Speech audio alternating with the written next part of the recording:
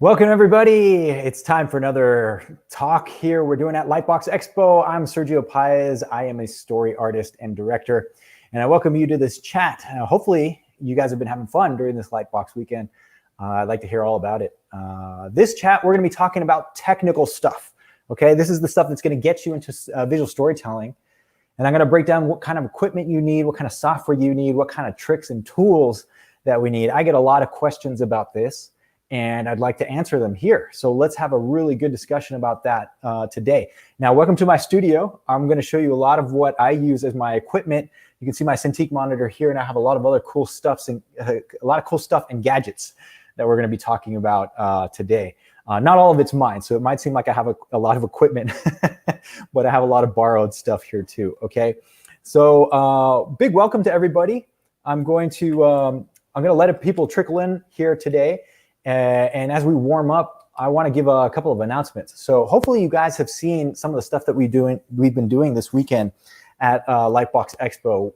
You can check out that link that's on the screen right now, which is pro.storyboardart.org/LBX 2020, and there you can see the lineup of the talks that we've had, and you can even see the replay. So if you can click on some of the talks, I'm sure you guys are busy checking out other really cool panels that are happening at Lightbox here. And so you can look on our YouTube channel and also on our Facebook, and you can see the replays of the talks that we've done. We just got through a really fabulous roundtable talk with some awesome story professionals. So I hope you guys enjoyed that. Yeah, so the other announcement I should say, and let me put this up on screen for everybody. All right, everybody just jumping in here. Let's bring this up. I've been talking a lot about this, is the Drawing and Portfolio Challenge. And I brought that up on screen so you guys can see the link. We have had hundreds and hundreds of artists participate in this Drawing and Portfolio Challenge. And I should give you an update. I am just waiting to jump on Facebook and answer all of the people who have submitted work. So if you are in the Drawing and Portfolio Challenge and you're waiting for some comments, we have our community mentors that are helping out there. And also, I plan to get personally on there and look at the stuff that you're doing. That's all part of what we're trying to do. We're trying to network and get everything to the pro level to improve our portfolios. So these are 5 lessons that are key things that I think you're going to need in your portfolio. And we've been talking a lot about portfolios this whole weekend in a bunch of our talks. But I encourage you guys to check that out, sign up, and that's bit.ly/storyboard challenge. That's what you want to be doing. Check that out. And you can see that also on our Lightbox 2020 landing page too for the events that we're doing here as well. So now I'll talk a little bit about the mentorship as well, but this is the other, that's the other big course that we have just opened up for registration. But this one is where you can get a lot of the info that we're going to be doing this weekend. We have another talk this evening, which is going to be really fun. We have a co-panelist that's going to come join me on that as well. And then tomorrow, I hope you guys mark this in your calendars. This phenomenal artist, Nick Sung, who's an ex-Pixar artist and is going to be my co-instructor on the mentorship program, is going to be joining us tomorrow on Sunday. And we're going to have an awesome discussion. So if you guys are thinking about the mentorship, maybe you already signed up for the mentorship and you want to meet Nick and pick his brain, ask some questions about that, that's what he's there for. And we're going to be tackling a lot of just story-related topics tomorrow in that talk as well. All right, let me get into this. And the reason I wanted to show you my studio setup is basically to kind of give you an idea of what you're going to need to get started with visual storytelling. I've gotten a lot of questions this whole week as we've opened up the Drawing and Portfolio Challenge is, can you still get by with drawing on pencil and paper and then scanning that in, or maybe taking some pictures? Yeah, I think that's good for the course. That's good to show people. It's definitely, those are really important skills that you want to have. But I think the competition and the industry is so competitive now that you really want to have a digital setup, some kind of digital setup. And those things are actually not as expensive as you think, okay? So I'm going to give you the basic rundown of what you need. I'm going to go through some software, and then we're going to open up for questions, and I'll try and make this a little more organic. We're going to leave a good period of time for questions towards the end of this talk. So let me get through some of the tips that I think you guys need to get started. So first off, you need some kind of setup to draw. Now I have my Cintiq monitor. I'll get to that in a second, but I do want to show you a couple of other kind of starter things that you can do. This is a Wacom companion Cintiq. I forgot what they call the new version now, but can you guys see that? Yeah, somewhat. This one, as you can see, has got some mileage on it. You can see the scrapes and like kind of the scratches that I have in the screen. I mean, that's all stuff that you can buff out. It's not a big deal. I still use this, by the way. It's got to be like 5 or 6 years old. And this is a portable laptop computer. It runs Windows, and it also has a touch screen on it, so you can touch and do do what you need for your programs. I use this a lot for going on location, doing kind of location storyboard work, or if I'm out of my studio, I'll take this. I brought this in a couple times to Lucasfilm just because I had started on a sequence on this computer, and then I was doing some sketches and things there, and then I transferred that to the main programs that we were using in Lucasfilm. So this is a nice portable setup. If you bought one of these things new, I think they're close to like $2,500, or it's really expensive. Okay, I think that's pretty expensive. Now, a couple of advantages with this: it's portable, and I think the newer models are lighter and even more portable than this. The pressure sensitivity is excellent. Depending on what kind of computer power you can get like an i7 chip and stuff like that, which is really good. You want to get as much RAM as possible on these things. But one tip for you guys, I would recommend also looking into used equipment. If you're just starting out and you're kind of, strapped for cash and that kind of thing, you can always get something used, all right? And like this one, if I were to buy this used, I wouldn't probably wouldn't pay more than $500 for it, just because, because it's got, like I said, it's got the mileage on it. It's probably not as fast as the newer versions. And, these things get updated often enough that that you can wait around and get the previous generations of things, and it still works fine. You can still do a lot of really professional level work. Okay, the next thing I want to show you, this is a Microsoft Surface Pro. Okay, this is a tablet PC, and I find this one actually a really awesome solution. This is not my computer. I'm borrowing this, but it comes with a pen. Let me see if I can show you this. It's kind of reflecting the background, but basically it's a nice portable tablet. It comes with like this kind of snap-on keyboard here. So you can use this as a touchscreen kind of tablet. It's great for like, just taking notes and writing things. Like, am I doing this right? Let me see if I can show you like this kind of stuff. But it's also a full PC. It runs Windows, okay? So that's really good because you can put all the programs that I normally use, like Photoshop, I use Autodesk Sketchbook, Toon Boom, that kind of stuff. I can put that on this machine. And this is also an expensive computer if you bought this new, that, I think these things run like maybe $1,500 to $2,000 on, the higher end models. And again, I would recommend this is like, I think this is the Microsoft Surface Pro 4. I think the new one is like a 6. So they go up in numbers as the new generations come out, but it has like a kickstand. It's a really just nice and convenient computer too. Great for traveling. Like if I were to get this, if I were to get a new computer nowadays, let me just kind of see if I can set this up and show you guys.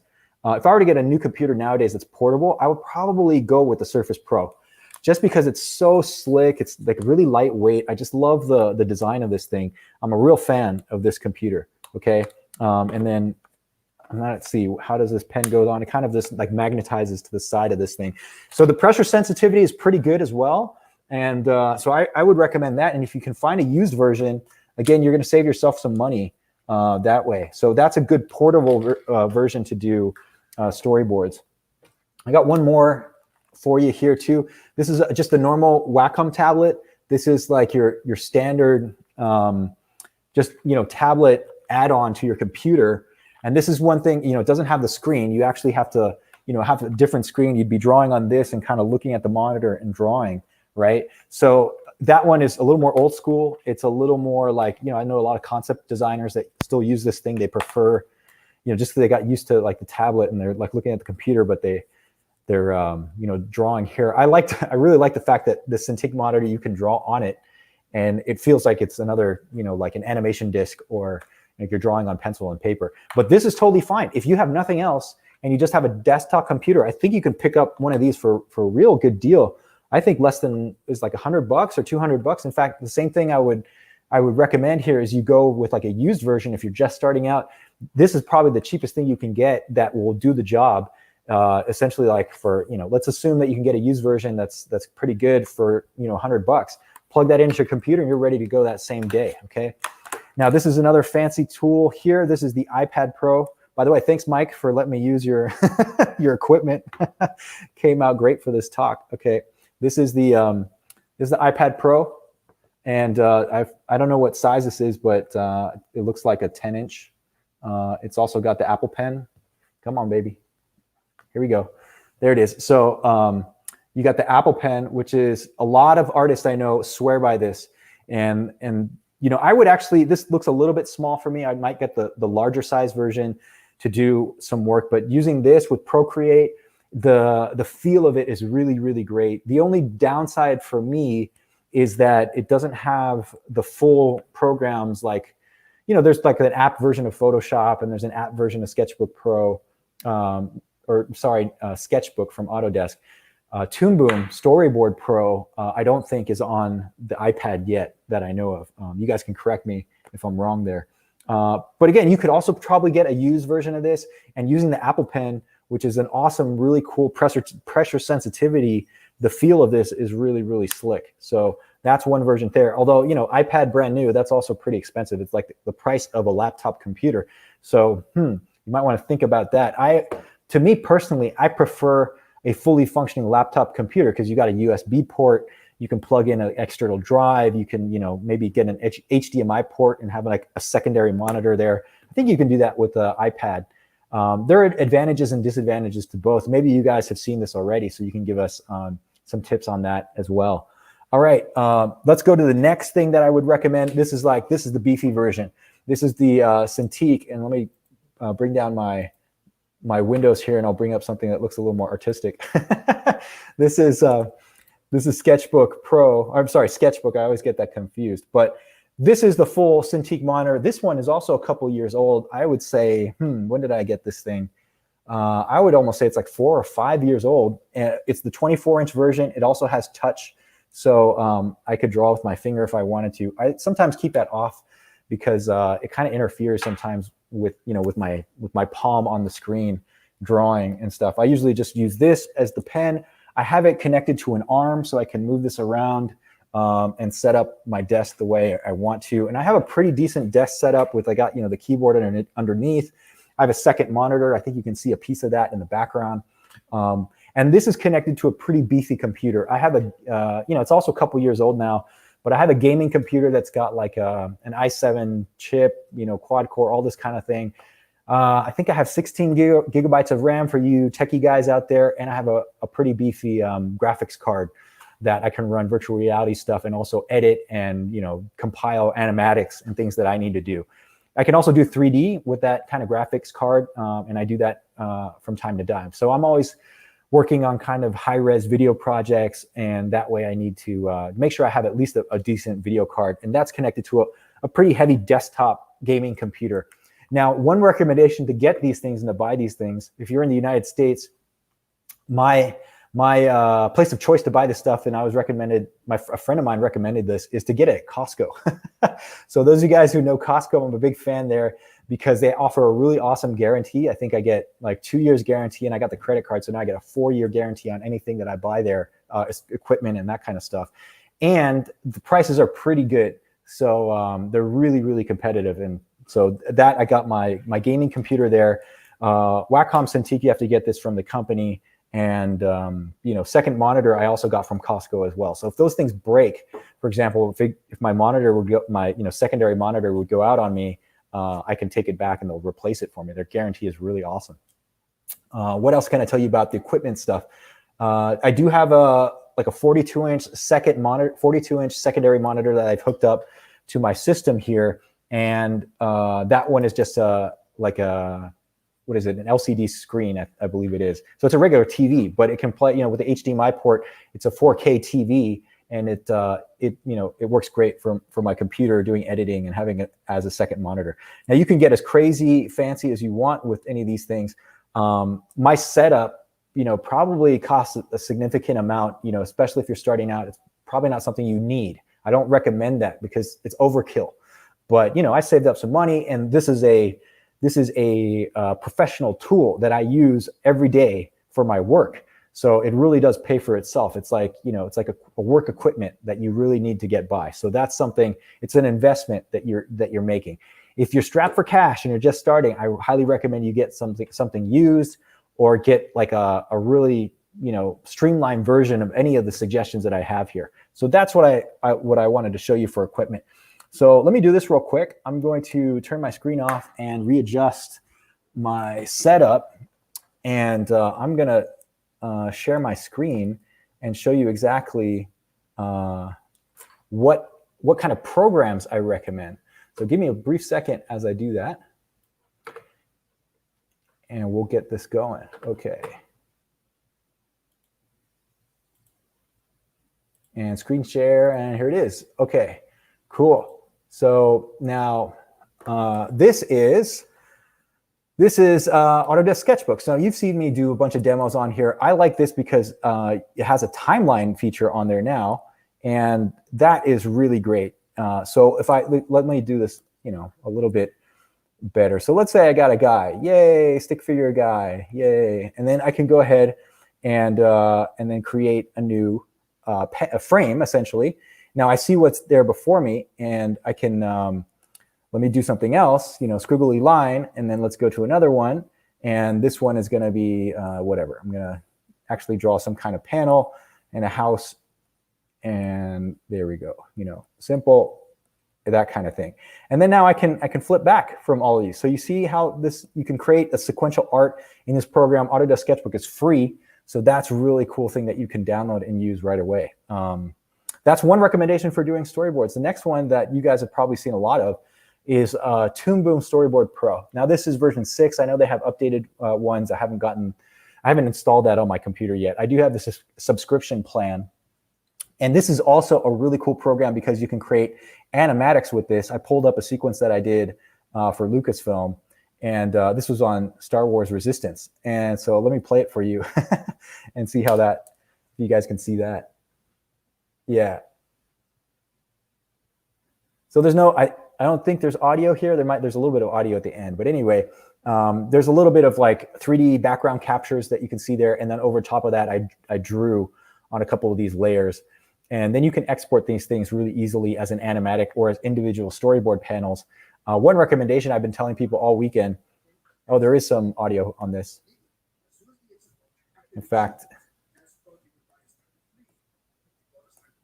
let me turn that down a little bit. At any rate, I've been telling people all weekend that if you export your images, I'm not a fan of like the title safe and like the templates that Storyboard Pro actually exports. Turn all that stuff off and just export the actual frame. I want to see the panel. That's really all you need to get stuff done. And it continues with a little war action. Star Wars, right? Okay, the next program that I want to show you is Photoshop. And Photoshop, I did a video showing people how to set up Photoshop for doing storyboards. And I use the timeline and the layer features. That's mainly my go-to thing. And like you can see, I've set up a couple layers here. It's nothing special. I'm not doing an actual sequence or anything. But I have things set up with action commands that it takes a while to set things up. So if you're interested in that, we can pass you the video link of how to do it. Now, if you're in the drawing and portfolio challenge on lesson 1, I give you guys all my presets and action commands. So you can, if you go to that course, you can see that and download that and install that yourself on Photoshop. And you can adjust those to your own liking if you want. That's really what you should be doing. One cool thing that I think people get a kick out of is let me get a new layer, and I'm going to draw on this. Let me turn on the background for a second. Oh, and then, anyway, I'll do this with, let me make this background white. Okay, so I'm just scribbling here, back to the brush. Wait, change my color. There it is. Okay, so here I'm squiggling line. I have an action command to give me a blue line pencil. So, oops, I did that on the wrong layer. Haha. Okay, but at any rate, the idea there is that that it gives me a blue line, and let me try that again and see if it's going to work for me. There. So hopefully you see that. Let me undo. Okay, let me try that again. Can you see it? Lots of squiggly lines here. I have a button that automatically gives you a blue line layer. Okay, you see that? And so now I go over that with a dark, with a dark And let me make the size a little bit bigger with a dark pen, okay? And that way you can just turn off the blue line. So that's just one action command that I can set up in Photoshop. I have an easier way of doing that in a program called TV Paint. This is one that I'm a real big fan of. It's really popular in Europe. And this sequence that I have here, this is from the Scripts and Animatics course that some of you guys might be familiar with. And let me just scrub through this a little bit, and you can see what that's all about. This program, look, like in the middle, you can see the frame, and it's got the background and then everything that I drew in there. But then check out the layering. I really go to town when it comes to these layers. I usually have hundreds of layers inside of my TV Paint program.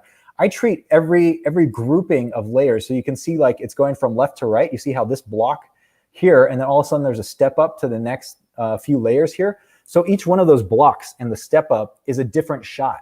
And I'll use as many layers as I need in that shot, and it just keeps going in like a step up fashion. That's the way I use it for TV Paint. And I really like that because you can have the whole sequence in one file, and then I can do a background layer, a foreground layer, a middle ground layer. And the tools in here are so cool to use. So let me go to the end and I'll show you what I mean with that. Like for example, I can I have all these action buttons set up. I can create a new layer, and let me move that to another block here. And then I'll go in with some of my favorite brushes and I'll change the color. And there, so, and then, you know, a lot of the action commands that I set up in Photoshop come from my method, my workflow in TV Paint. So I just erase the canvas there. I can also, you know, do squiggly lines and automatically make it a blue line, and then go over that, you know, with a cleanup, right? That's how you would, you know, go through these things really fast. One thing I really love too is this has a fill tool. If you double click on the tool, you can just start filling in shapes really quickly. So this works awesome for doing shadows and things like that. Now, I have an older version of TV Paint, so I'm sure the newer version has a lot more slick features to it. But you know, once I know something, it works for me. You know, I don't feel like I need to upgrade that much. So there you go. So that's the software stuff. And let me stop the screen share, and we'll get to some of the other tips that I have for you as far as tools. All right. Hopefully this is making sense, right? That have you guys used any of these tools? Hopefully, you know, this is not something completely new to you. Now, the other thing I would recommend is the file delivery systems that you're going to be using for your images. You can use things as simply as Dropbox. So I think you should all be familiar with like Dropbox.com, even Box.com, which is another service. They're competitors of Dropbox. That's one way to upload files and just send them to a client. And it's really easy to share things and give access to folders. I find that really, really valuable. And the price is really reasonable for the amount of storage that they give you. So for us 2D artists, I think that's a wonderful deal. And you guys should check that out and look into it, okay? So cool. Now let me see what else you guys are getting into. I also want to know if you guys are doing 3D, because I do want to mention that previs and 3D animation in combination with 3D story and just animatics in general, that's becoming more and more popular. Now, a 3D setup is pretty similar to what I've shown you here. The only difference is you're probably using more of your mouse, and then I actually use my Cintiq when I'm working in Maya or Blender. That's another program that's really popular, and Blender's free. It's great. You can draw in there and actually create, you know, 3D animatics and 3D previs. So we were talking that a little bit earlier in the previous roundtable discussion with my buddies, and Vaughn, you know, Director Vaughn Ross there is gonna show me some insider tricks for Blender. So I can't wait to hear that, because you can do a lot with some of these programs. Really what happens is you kind of have to become a power user to the technology here. Now, I will say that don't be intimidated by the tools and the tech, okay? It's really actually very easy nowadays to pick up a program. And if you can use your cell phone, if you can use your smartphone, right? I got mine right here. I sometimes draw with this thing too. If I'm bored and you know, waiting in line somewhere and I don't have a sketchbook, I'll use my phone with the Autodesk Sketchbook app. You can get that on your, you know, on your phone. At any rate, if you can use that, you can pretty much pick up any of these software applications, and because they're not that difficult. And the one thing that I recommend just kind of universally is that if you know Photoshop, if you know the interface in Photoshop and just the basic layering tools and the brush tools, and basic too. I'm not talking about how sophisticated you can get with like, layer comps or like doing, all kinds of filters. That, you'll get into that later on eventually, but just the basic stuff and understanding where the interface is and how to export files, then that's all you need. It really is, because what we're doing as storytellers is trying to communicate an idea, and it doesn't have to be that fancy with the actual image. Now, I know you can get pretty fancy with this, and oftentimes we do, right? That's that's how we love art and we love getting into it and into the details. But I would say that the most important thing with what we do as artists is the storytelling. It's the thinking process. That is what takes time. It's knowing what to actually draw than the actual drawing part. Once you figure out the what, the how is really easy. You know what I mean? So how to actually do something, the execution of it will flow easier once you know exactly what you need, okay? And that's the decision process that we need as storytellers. That's really what's going to set us aside and make our signature style come out as storytellers. All right, I do want to give a significant amount of time for questions here, because I think with this tech stuff, the discussion with this is going to be really awesome. And as I bring up some of these questions, I'm going to have a sip. So pardon me as I have a sip of my drink here. All right, cool. Let's see. This is funny. Yeah, it's insane. I'm so proud of seeing your work after seeing it teased for so long. Are you talking about me, my friend? You haven't seen my work out there? Well, I encourage you to go check out the Drawing and Portfolio Challenge. You're going to see a lot of my work there. You might be talking about somebody else, so I don't want I don't want to jump on a discussion that you're having with somebody in the chat room. Okay. This is cool. I will just say this as an update. I'm way behind in the challenge, but I'm still catching up because I've used Sergio's lessons before and I love them. Hey, thank you, Scooby. I really appreciate that. If you're behind, my friend, I'm also behind on catching up to your comments. So forgive me for that. I promise to get to it as soon as possible, okay? So let's go on to some other questions here. Oh yeah, this is really true. So if you guys are interested in signing up, I really encourage you to sign up by tomorrow, by midnight. This is the last and final day we're going to have for registration because we have to finish this course. So I almost forgot about that. Thank you for reminding us here, Dara. Awesome. Okay, this is great. So Chris is saying Wacom 1 is the new release this year.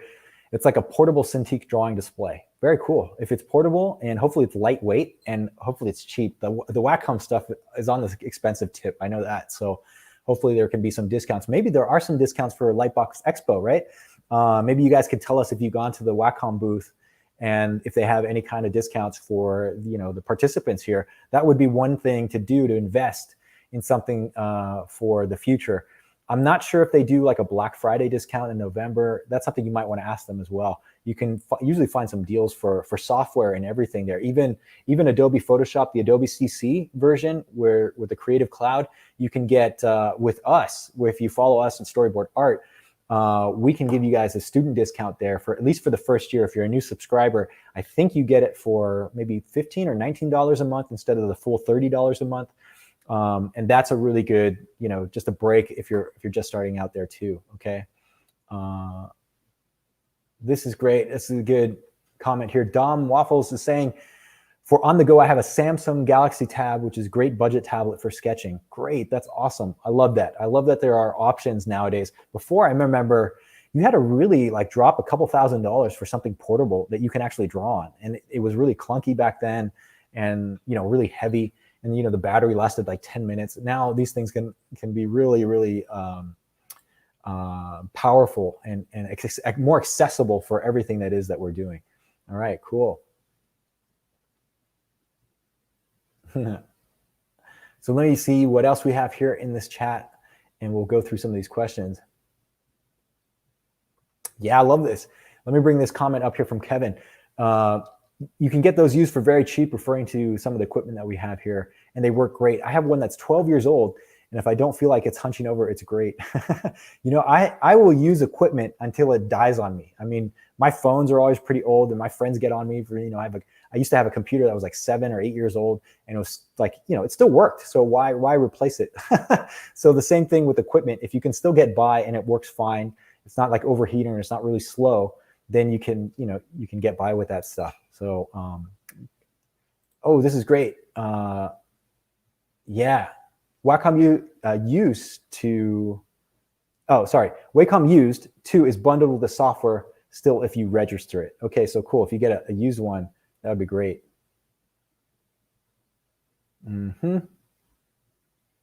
Ooh, this is a great comment from JC here.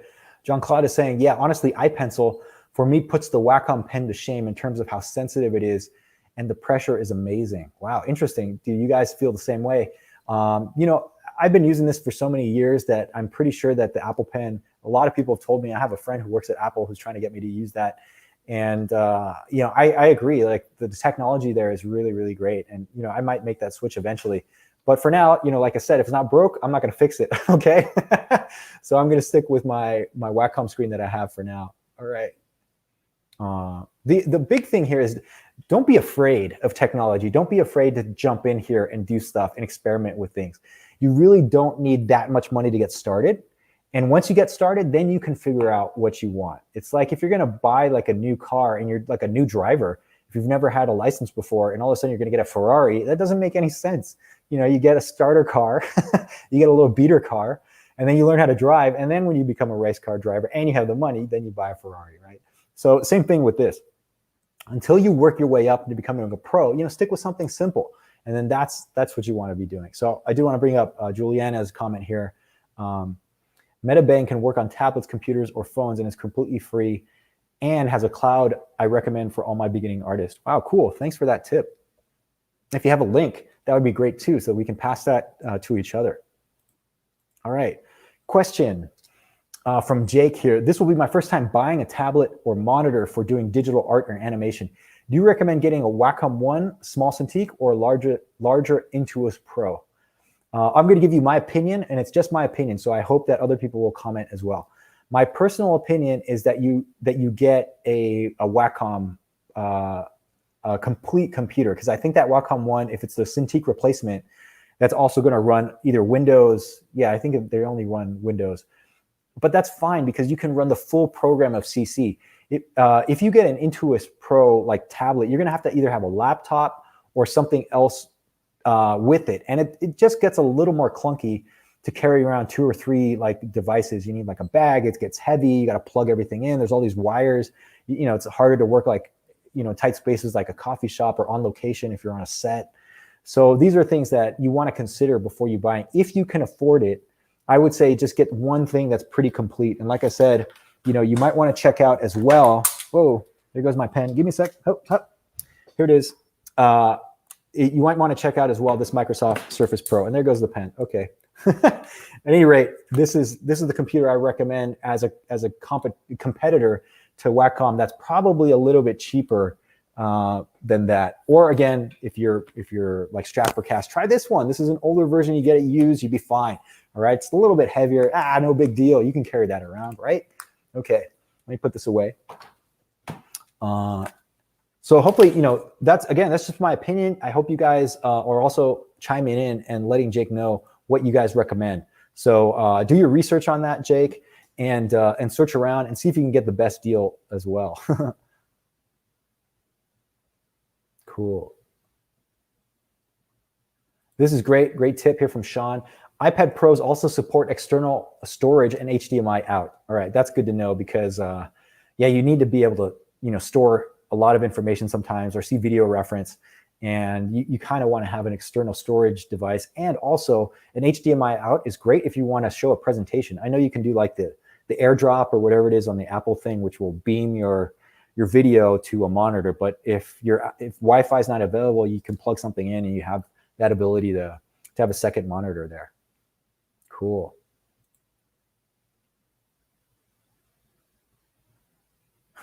Thanks, Dom. I love this. You're answering Jake's question here. Get the Cintiq, having a display to draw on, even if it's small, I feel it's a little more helpful. I agree with you on that one, Dom. I think, Jake, think hard about it. But the one-to-one connection with you drawing on a monitor and just being able to like directly see your stroke and not have to feel that disconnect. There is a little bit of disconnect if you're using one of these, just portable tablets here that you're looking at your monitor, but you're drawing you're drawing this way, and there's a little bit of disconnect. And you can get over it. It's no big deal. But yeah, it's sometimes hard. That's one thing that I would say. If you can afford it, get a complete one package there. This is great. Thank you, Sean, for this again. There is Photoshop for iPad, which is nice, but it doesn't have the full feature set yet. But they're adding new functionality all the time. Yeah, that's cool. I think there will be a time in the future when the full, the power of these apps will almost compete with the full desktop versions. Pardon me as I have another sip of my drink. All right. This is a great question. Aloka 2000, I hope I'm pronouncing your name right. Good to see you again. I love using the iPad Pro for drawing, but love editing and doing animatics on Storyboard Pro on the PC. Does anybody have a nice workflow where you sync up the drawings directly into Storyboard Pro? You're referring to Toon Boom, I'm assuming. To do animatics, the way that I've done it, and especially at a studio like Lucasfilm, what we did was we created the storyboards, and even in animatic form, we created the storyboards inside Toon Boom, and then we exported those movie files to the editorial department, and those guys brought those into an editing program like Avid, or you could use Premiere, for example. But it is a separate editing program, and that way you can do a lot more sophisticated editing effects. So to sync it up, basically it's just an export, and I think you can also export an EDL, which is an edit decision list, which theoretically you can import that into your editing program, and everything lines up just like it should, right? It's all connected that way. So that's theoretically how it should work. Sometimes I just export the movie files and have to re-edit those things inside the editing program, right? Cool. Oh, this is a great question here. When is the deadline for submitting my work and the portfolio review? Well, the only thing that we have available now is the Drawing and Portfolio Challenge. So the deadline for that would be tomorrow, Sunday, before midnight, before we close the registration for that. Now, if you're asking about the portfolio review event, we had that last night. I encourage you to see the replay. Go to our YouTube channel, and you can see what we did there. We had hundreds and hundreds of submissions. Unfortunately, we did not get to all of them, but we had a good chunk, and I think the discussion was really on point with that. So you might want to check that out on our YouTube page. Cool. Here's a question from G Castro 3D. Is there a difference between Sketchbook and Sketchbook Pro, or is it all just Sketchbook now? Are you so there is some confusion, and I get it. Let me just share my screen here, and I'll see if I can alleviate some of this confusion with that. So I always get these terms mixed up as well. So let me see if I can somewhat alleviate the confusion. There are two different programs here. This is Toon Boom Storyboard Pro, okay? Storyboard Pro, not Sketchbook Pro. So Storyboard Pro. Now this program, which is Autodesk Sketchbook, this used to be called Autodesk Sketchbook Pro, right? They dropped the Pro and they just called it Sketchbook, right? So now this program is called Autodesk Sketchbook. Sometimes when I'm talking fast, I say, sign up to Toon Boom Sketchbook. And like, wait a minute, it's not called Toon Boom Sketchbook, it's called Toon Boom Storyboard Pro, all right? So anyway, I get this mixed up. So just so you know that these are two different programs here. This one is Autodesk, and this one is Toon Boom, and they do two different things. So I just wanted to clear that up because I think that is, that's something that to me throws me off a lot, especially when I end up doing these talks and these kinds of things. So so hopefully that answers your question. Autodesk Sketchbook is kind of hopefully what you're referring to there. All right.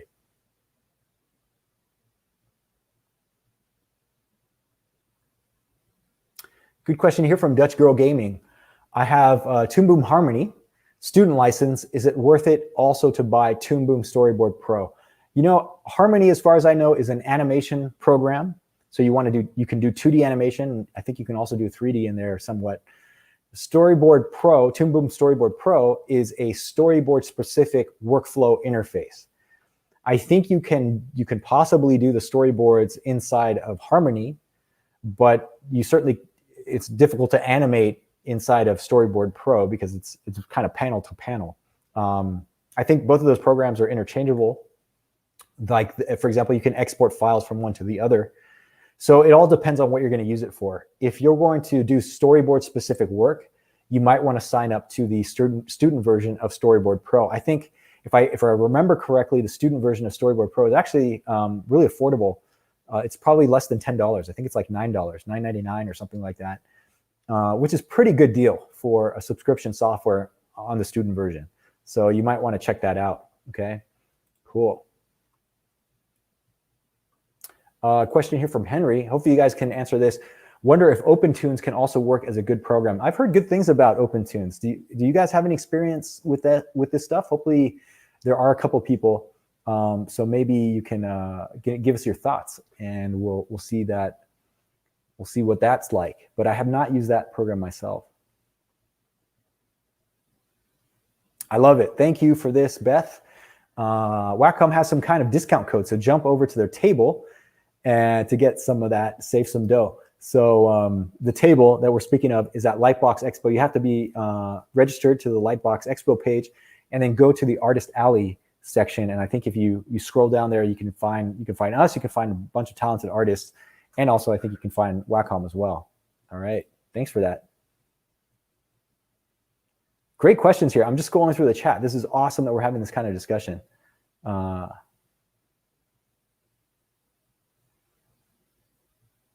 Yeah. This is a good question for Dom. I heard there's a possibility of getting a student license for Storyboard Pro through here. Is that true? Yes, you have to be registered to one of our courses. So this is why I recommend, we have a free course going on now for Lightbox Expo. So sign up. I'm a broken record here. And that way, what you want to do is show your Storyboarder account, and we can also help you out if you have any issues with Toon Boom. We've been in contact with them a couple times, and basically, I think all you need to show is that you are a student in some kind of program, and they will extend that student discount to you. I think that's the way it worked. Now, I haven't done that personally, so you guys help me out on that for those that are looking to get it. Cool.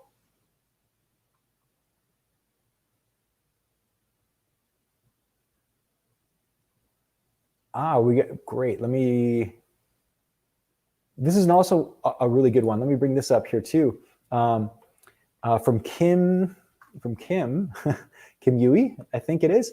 Is Storyboard app a good option for learning before you invest in more expensive options? Oh, I forgot to mention that program. I have not used that too many times. I am familiar with Storyboarder app. So it's a storyboard specific software. It is also free. And to answer your question, yes, absolutely, download that. If it's free, why not try it? I suggest you try Autodesk Sketchbook, that's free.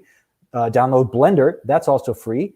And then try this Storyboarder app, try them all and see how you like it. See which one works well. Speaking of student license and free, you can also get a free license for Maya in the student version. And a number of other programs offer student and trial offers. So you want to do that. That's a really good way to try some of these software packages out before you invest some money in those things. Okay, cool. Hey, Joe, what's happening, my friend? Good to see you, buddy. This is a great comment for you. Let me bring this up. You're saying, when I was in the mentorship, yes, we miss you, my friend. I found issues submitting my assignments in Sketchbook Pro PSD files from my iPad and later being opened in Photoshop. So understanding compatibility between systems is important when sharing work. We eventually found a solution. Oh, thanks for that. Yeah, that might be some kind of bug from, let's say, the tablet version to the desktop version. Theoretically, a PSD file should be universal. So I don't know what the issue was there, but it's awesome that you're pointing that out.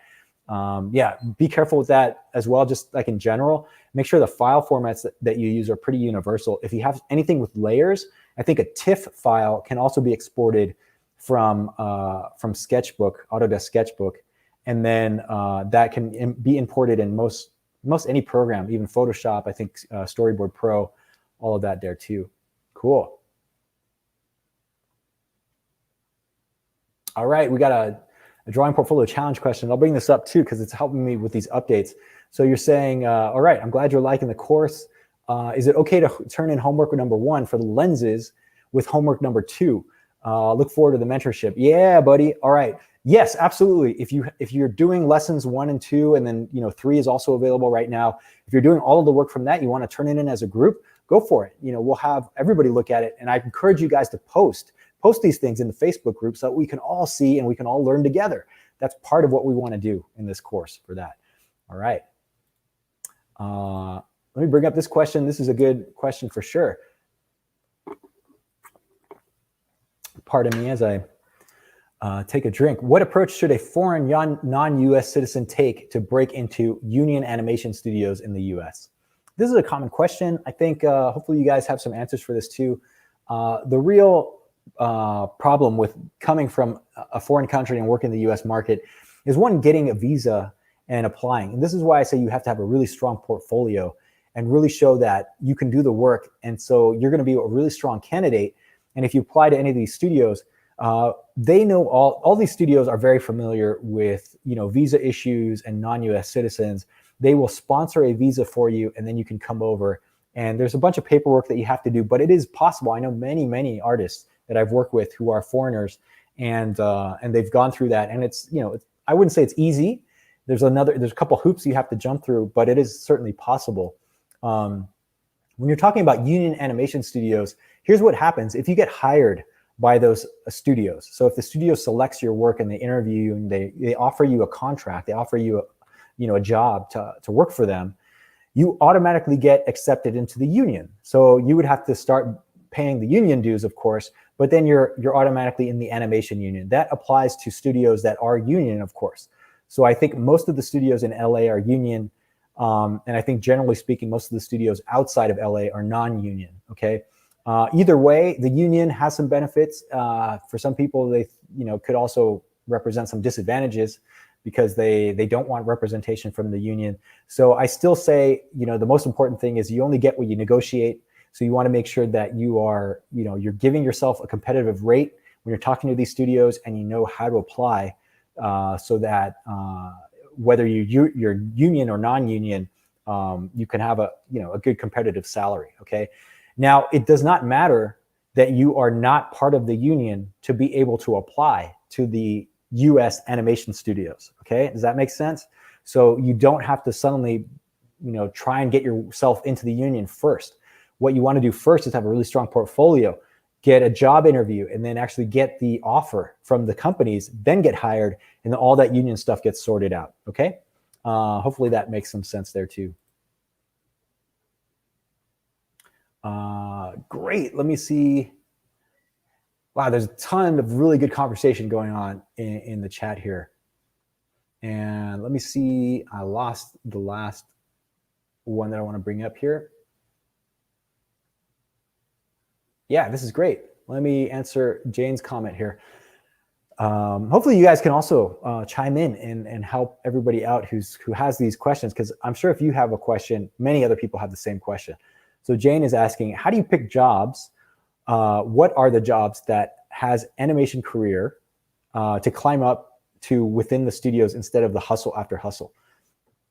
Let me think about this. Let me sum your question first of all. Like, how do you pick a job that, are you saying that is somewhat a straightforward track into, getting into the industry, right? Or actually, growing in a career?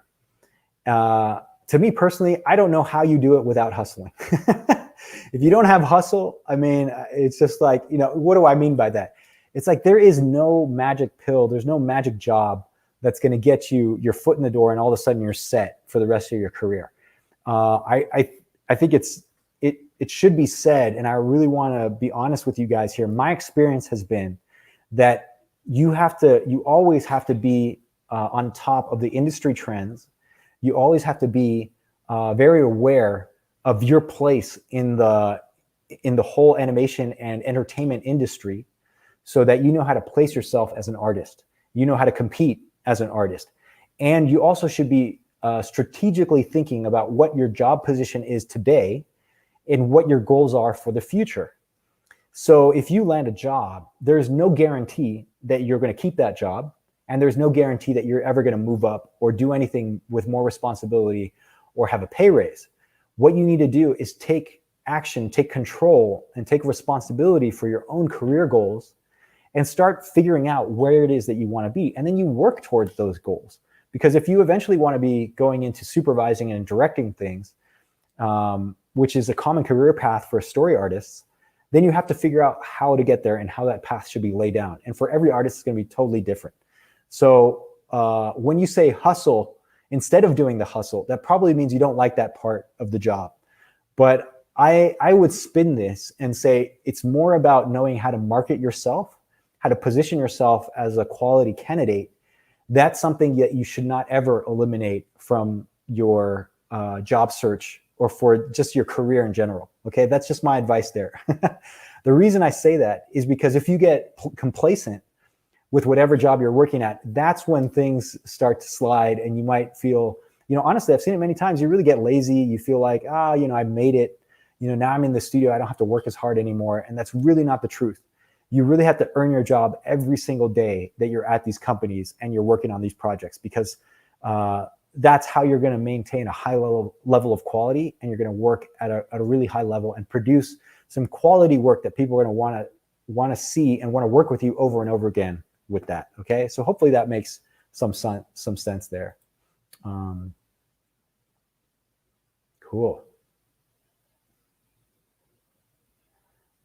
Great, I love this. Now everything goes with these questions here, so I'm just taking comments as they come in.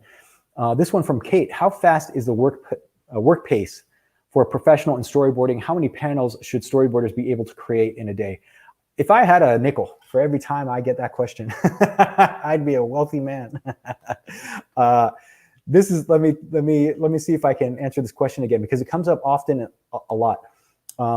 There is no set number of panels that you should be able to do in a day.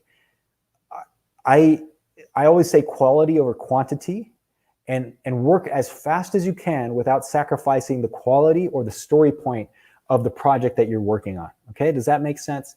Now, there is no should, so I would give you averages. I can tell you what I can do sometimes, but that doesn't mean you're going to be the same. I know people that can just motor through hundreds of panels a day, or I know other artists that spend 10 to 20 panels a day, but it's like real magic, that they really put their heart and soul into making those things amazing.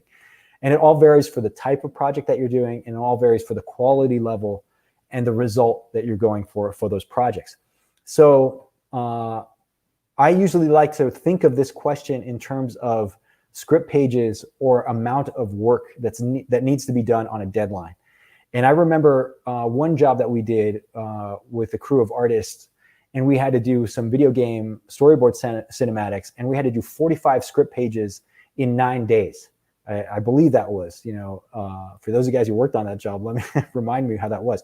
Now, if you guys know anything about working on script, that was incredibly, incredibly fast. And we had a ton of guys. I think we had like 12 artists on that job to get it done. Okay, so it's really what the project entails, and what we had to do is we had to simplify a lot of things to get that amount of work out the door.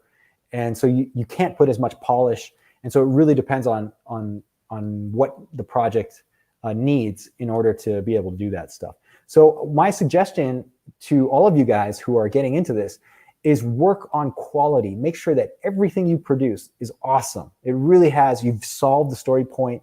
Your drawings are really solid. The perspective is really good.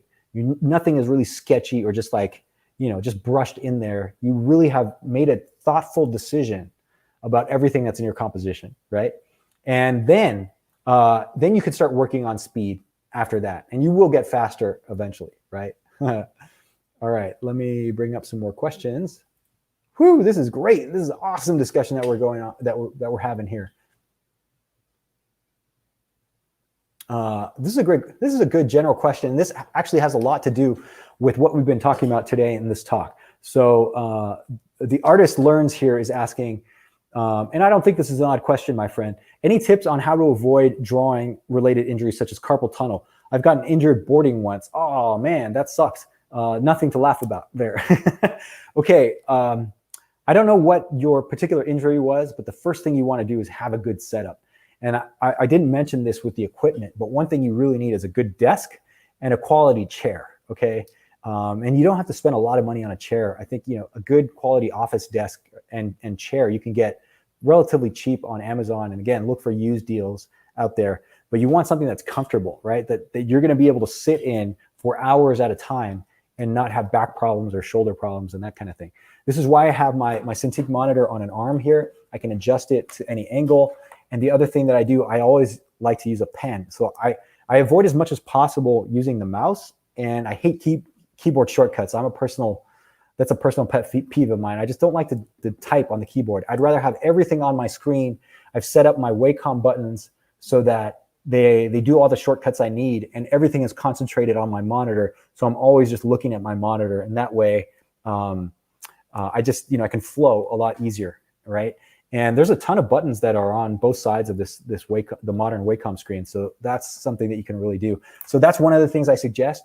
The other one is make sure that you're in a comfortable position when you're drawing, and that you avoid going to the mouse. The mouse is like a killer for most guys. I have my mouse here. That's a total killer for most guys who are they're doing a lot of computer work. That's usually where the repetitive stress injury comes in, and you get the carpal tunnel stuff, right? So hopefully you guys also have some other tips for that. And I think it is actually a really important thing, because that's something that we suffer with when we're doing work. Thank you. This one's cool. Hey, Christian is saying, I would say if you really want to I would say if you really want to amp up your game, you really need to go digital, period. You cannot compete professionally being in a non-digital, in my opinion. I agree with you. I'm glad that you said it so boldly like that, because really think about it. You have hundreds and thousands of artists out there in the world that all want to be doing story work. And there's actually plenty of work for all of us. But if you're in the pool of artists and you're still drawing on paper, and you can't quickly, deliver your services to somebody because your internet connection is slow, and you're not strong with emails and stuff like that, you're going to put yourself at a disadvantage. Go digital, get a setup. I'm one of the guys who was resistant back in the day. When I landed at Pixar, the first thing they put in front of me was a Cintiq, and I was like, I've never used this thing before. What do I do? But let me tell you, I didn't tell anybody that. I wasn't like, I'm not going to work at Pixar because I've never done a Cintiq. I was doing all pencil and paper back then, and then guess what? I learned that thing really quick. So that's what we need to be upgraded nowadays to make sure that we're on point and we're being competitive. Okay, cool. Yeah, thank you for this. Zach also had a similar question with the wrist and elbow injuries. I was wondering how to avoid RSI, repetitive stress injury, through long hours of work too. Anybody else have any tips on that? I mean, certainly you can, one thing I like to do is get up out of my chair, take breaks every once in a while. I like to exercise regularly too. So, stretch out, get out, get some sunshine, walk around, take a jog. So that way, if your body is out of shape, your bones and your joints are going to start to hurt just because you're not in good shape. It doesn't matter if you're just drawing and it's not that physically demanding. Okay. Oh, cool. This is great. In Finland, they're just saying you are the blacksmith of your own success.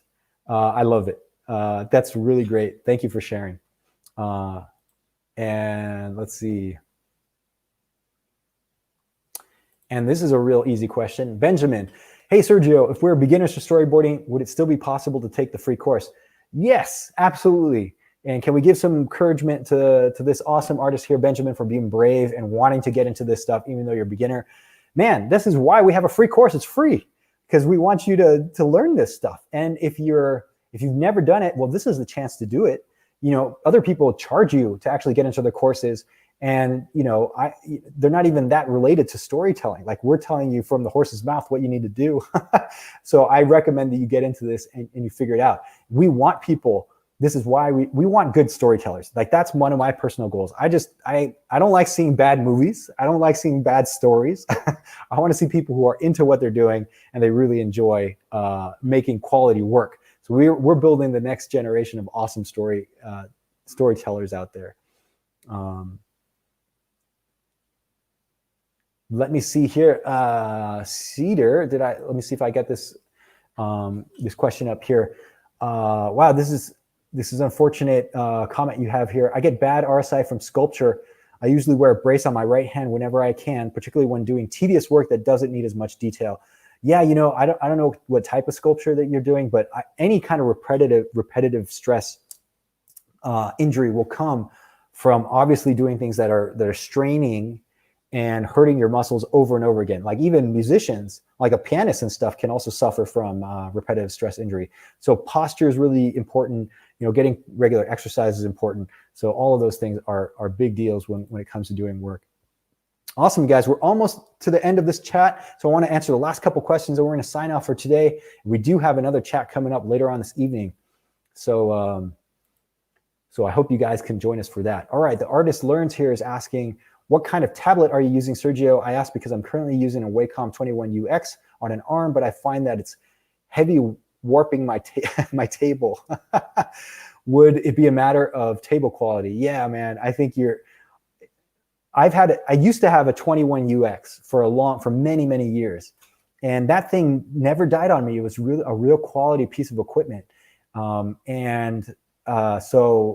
I wouldn't think of replacing that. You know, it's much cheaper to replace a desk and get something really solid.